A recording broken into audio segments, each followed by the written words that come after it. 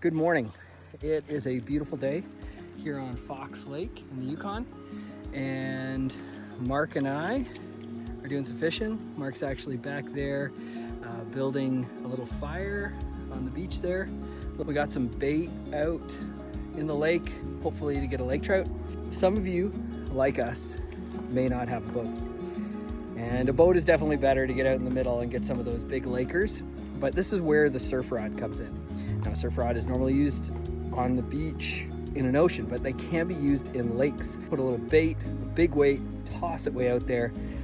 And I've caught lake trout before. Hopefully today we're gonna catch some lake trout, but I'll show you my setup of a surf rod using it on a lake.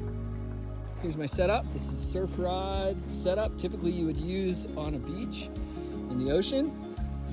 Super tall rod, which even if the wind blows up here, the waves won't be enough to pull in my line, because the line is going out far enough and on a great enough angle.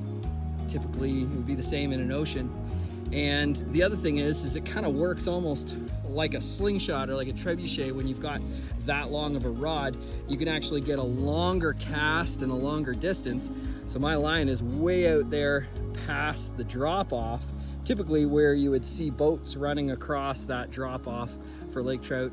My bait's out there. Of course, active fishing would be better, having a lure and trolling, but we've caught lake trout before and we'll catch them again.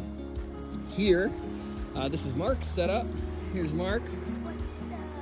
He's making a little log cabin fire here. Just putting some tinder in the middle, and we're here by this creek.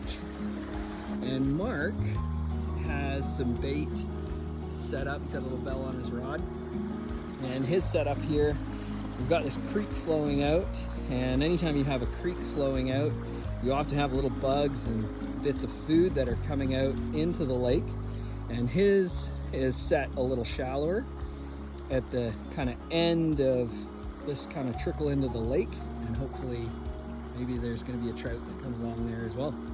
We'll be back for Mark's log cabin fire, his mini log cabin fire, and we'll be back if we hook up, and we'll show you hopefully at least a decent size lake trout, but we're happy with just neater fish.